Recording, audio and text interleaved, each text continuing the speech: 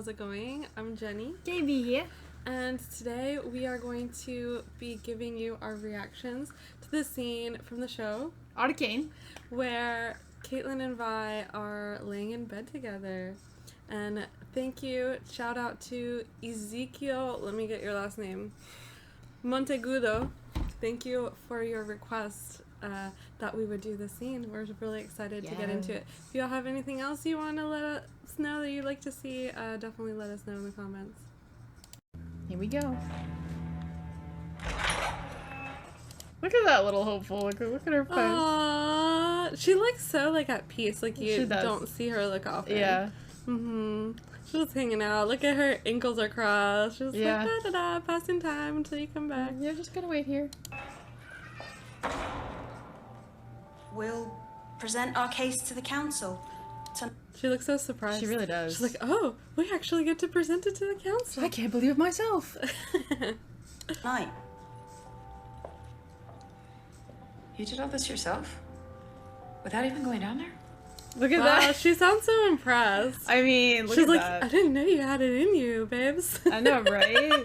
Just look at this, That's though. huge. This is a lot bigger than that. It's bigger than her bed. Yeah, honestly, we've never really one. taken the time to check this out, because when we first see this, you know, Caitlyn's standing up on her little step thing right here, so she can get a look at it. But this is a huge. This is more so that's why it's on the floor, because usually people have that board. That board is about this size, so no wonder it's on her floor. Yeah. Oh my gosh! Wow, so much detail. It shows you how much she's dedicated to. I know, right? I thought Powder could get obsessed. Okay, so interesting. Look at her, how she rolls over onto her back, and without any words, she makes room for Caitlyn. She does. She just rolls over for her. And it's like an unspoken thing. That's one of the things I think a lot of people don't get about this show is that so much happens unspoken. So oh, but they never said. Oh, but they never did. And I'm like, they did, but didn't say. It's visual storytelling. Yeah, so she doesn't tell Caitlyn, hey, come lay down next to me. Yeah. She rolls over and makes space for her, and Caitlyn takes the cue. Yeah. And the invitation. She's still kind of flummoxed at this point. She's still that look of hers. I think she's still thinking about the council stuff. I think she is. What happened to her? It's not your fault. Oh, never mind. She wasn't thinking about the council stuff. She wasn't. She was thinking about Powder. The powder. Back it up a little bit. Yeah, I'll back it up. I'm like, what led up to her mentioning that about Powder? Oh, because she said I thought Powder could get obsessed. Oh, okay. Yeah. Okay, gotcha. Okay, so this is already I don't understand how people don't see how intimate this is. I don't they're either. laying in bed together, This much space and I feel between like it's what they're sharing. Yeah. Is more intimate than arguably than physical attention, a kiss, or going further than that. Yeah. I feel like they're right now. They both kind of have let their guards down. They have. See, Vi even turned away from Caitlyn. You don't do that when you're worried that someone is gonna harm you in any way. Definitely. So the fact that she's looking away, Caitlyn's looking up somewhere. Yeah. Both of them, I think they've let their guard down a lot, and they're talking about things that are really intimate. Yeah.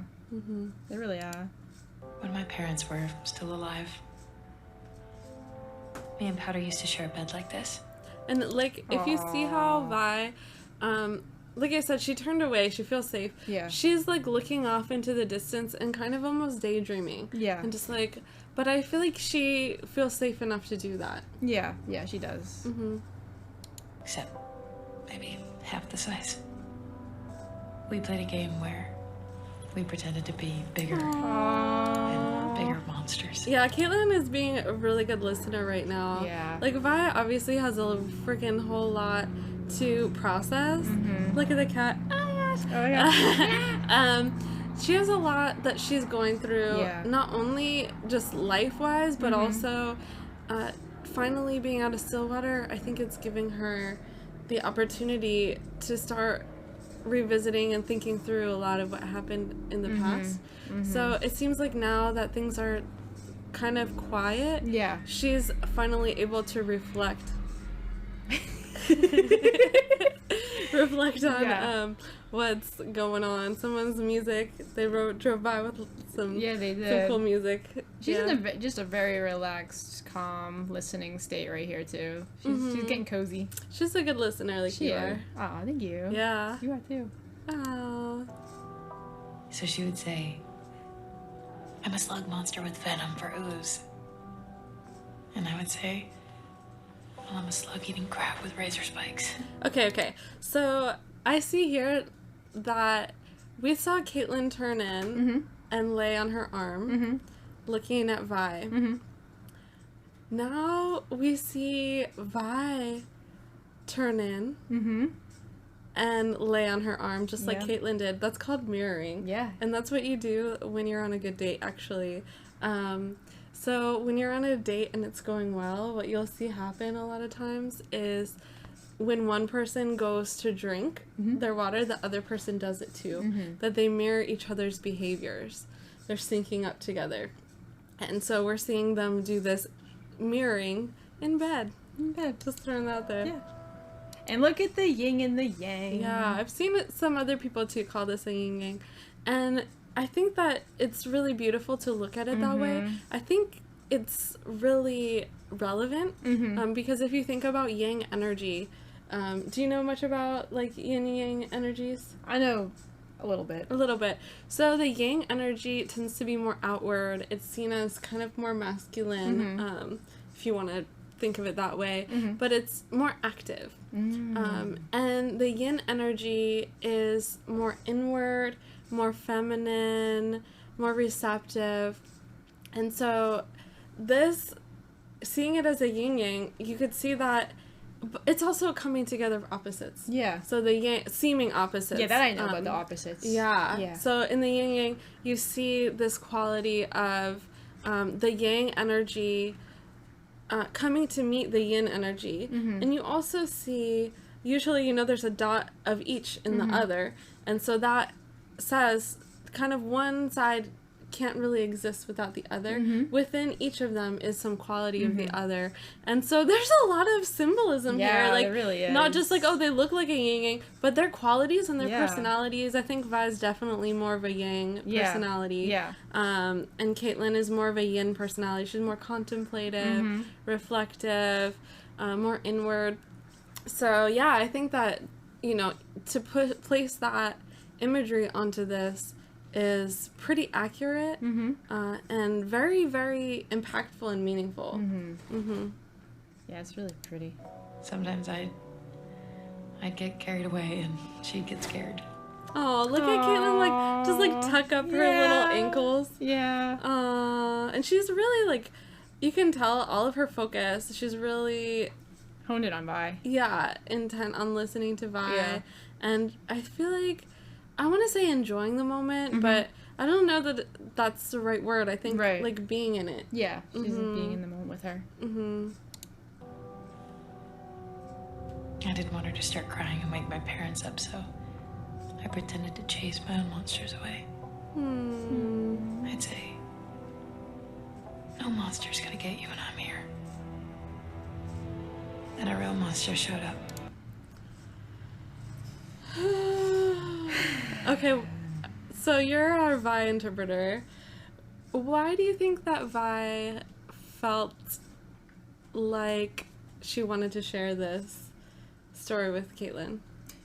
Well, first of all, Caitlyn asked about it, and I think at this point they've been through so much that she's like, hey, I can trust her with this information, and this is someone I can actually open up to, and they're going to listen. As much as you like Echo, and I like Echo, I don't think this is something she could do, open up like this. Yeah, they don't have this kind of They have relationship. this emotional connection that to me, Vi's just like, listen, I trust you, so I'm going to tell you what's going on here. And Caitlyn just laying there and she's just listening. And if you think about the yin-yang analogy further, Caitlyn being more yin and more receptive, I feel like Vi is opening up to that. She's like, you're receptive, and I'm acknowledging that in you. Yeah. And therefore, I, as a more active one, am going to open up and lean into your receptivity. Yeah, definitely. She feels like she's comfortable, right? Like, she's curled up and everything, and she's like, this is a place where I can tell you this. We're not running for our lives. No one's trying to kill us right now. Yeah. Let's just take a moment, and I can explain it to you,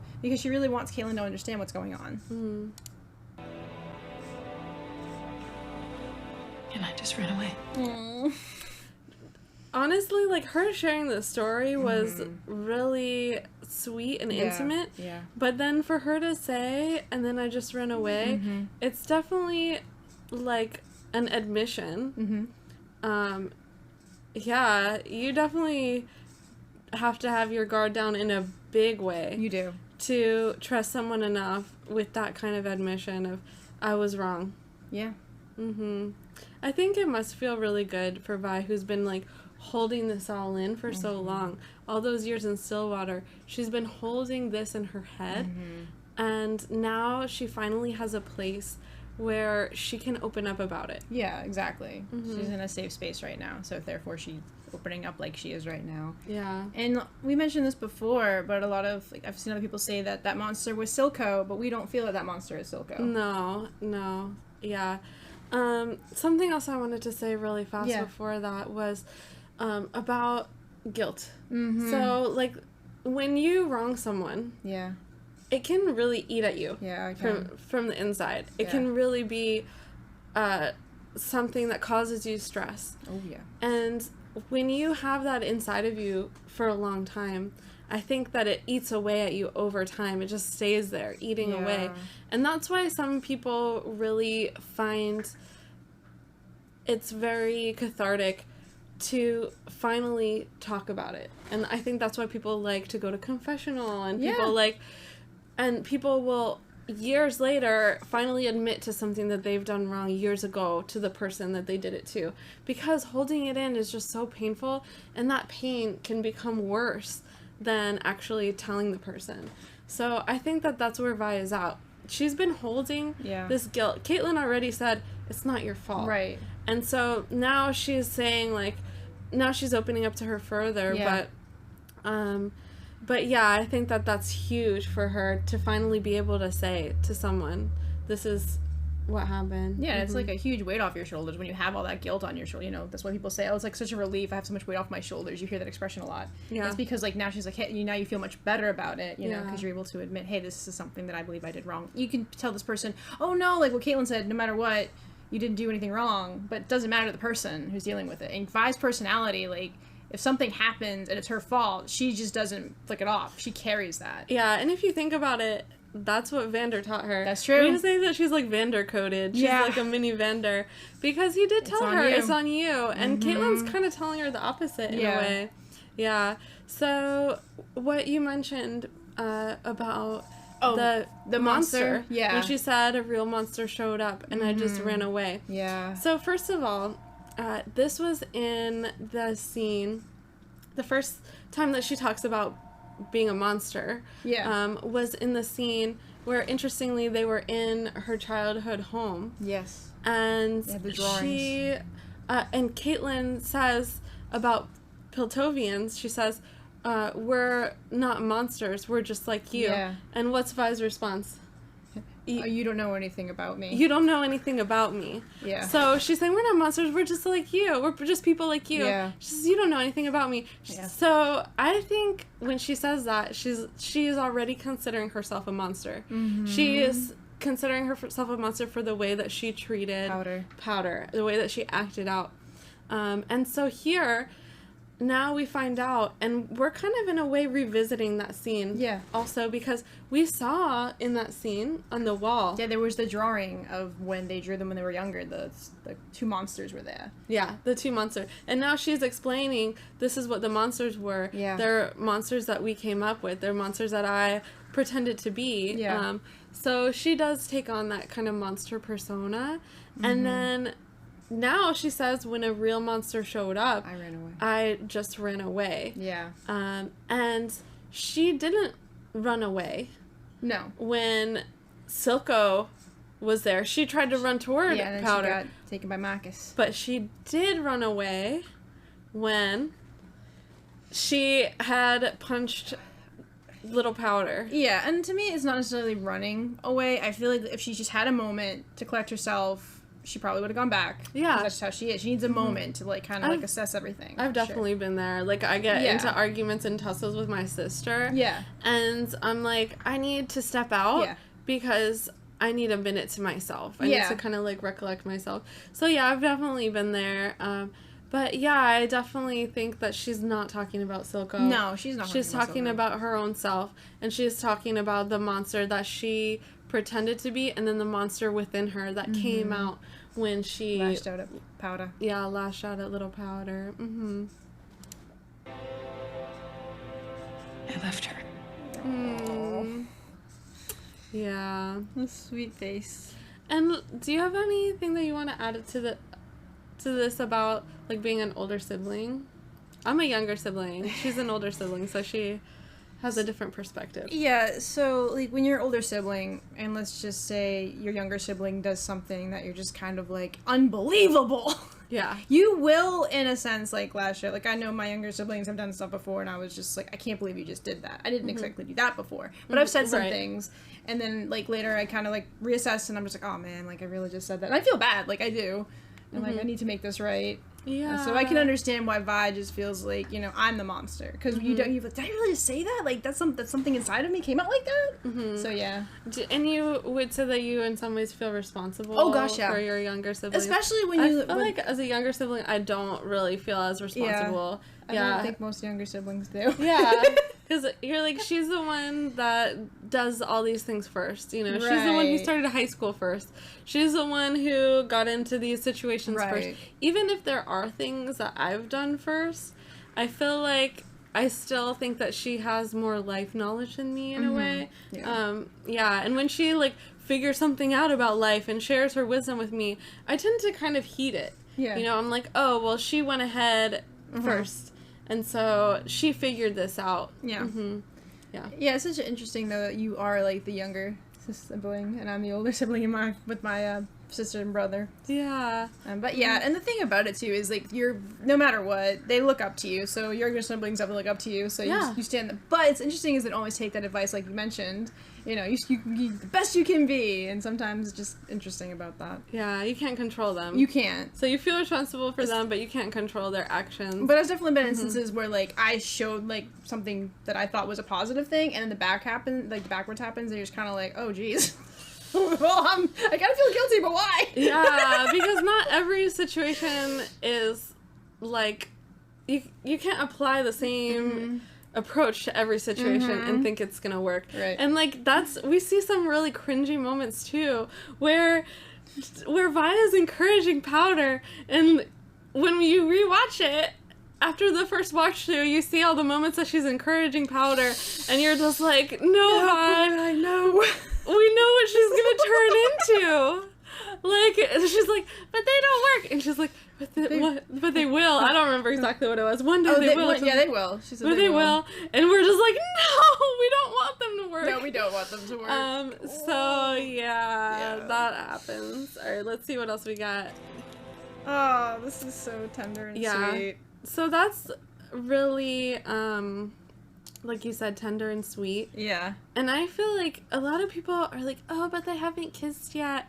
Oh, but they haven't gotten it on yet. Oh my gosh. I feel like they think that needs to happen for them to be intimate with each other. But, like, you can kiss people that you don't have feelings for. You can get together with people that you don't have feelings for. Yeah. But you don't do things like this. No, you don't have those soft moments. Yeah, to people that you don't have feelings for. So I would argue strongly that this moment is more intimate than a physical expression of their connection. Yeah. It's an emotional expression. And it is a physical expression of the tenderness. And I don't think it's in this video, but then, so she touches a cheek, and then Vi grabs her hand. Yeah. Yeah. So that happens too, and I'm like... And she opens her eyes and looks right at her. Yeah, you don't handhold someone that you don't feel really intimate with in one way or another. But they're just friends, though. Yeah, of course. Well, the thing is, So why that's why we got married. Oh yes, we got married. Yeah. But seriously though, it's just because there's this in our world, if two people of the same gender do not kiss, do not show anything that you normally see in anything, even TV commercials, they're not together. They're not interested in each other. You need that physical connection, like a kiss or getting it on the bed. Yeah. But you don't. And I think, to be honest with you, I think that for us who are, like, two women getting together, I feel like we look a lot more for subtle clues. Yeah. Like, what's a subtle clue that she would be interested in me? What's a subtle clue that she likes other women? I feel like we tend to really look for those, like, I think many women in general, like, I mean, I'm sure there are all kinds of people who overanalyze things. Yeah. But I think that we, like, often being more emotional creatures, tend to analyze situations and then let our emotions process a lot of what we've seen, right? Yeah, absolutely. So I think that that's kind of what they're doing. Yeah. They're, like, they're showing maybe not so subtle clues. Right. I feel like, to me, they're not subtle, but No. a lot of people seem to think that they are. So that's why I'm mentioning this. Yeah. So that's why, to us, it's, like, blaring, like, in my face. Like, they into each other. Like, look at how Caitlyn's looking at her. Look at those eyes. I know. To me, it's just all there. It is all there. And when people try to deny it, I just really don't understand it. Yeah. And even when they finally get together, they're still gonna deny it, so whatevs. They'll be, like, making out. People be like, oh, they're such good friends. I mean, I was my friends. Which is also true. Like, you can make out with your friend, but, like, you don't... I don't know. You don't, like, be, like, pinning them against a wall and telling them they're hot like that. No. I don't know. You don't have know. this nice, sweet, intimate little moment here. But that does go beyond friendship anyway. Yeah. Even if you make out with your friend, That's it's not true. just being a friend then. Yeah, that's true, actually. But yeah, I feel like this intimacy is it just goes so far beyond physical contact.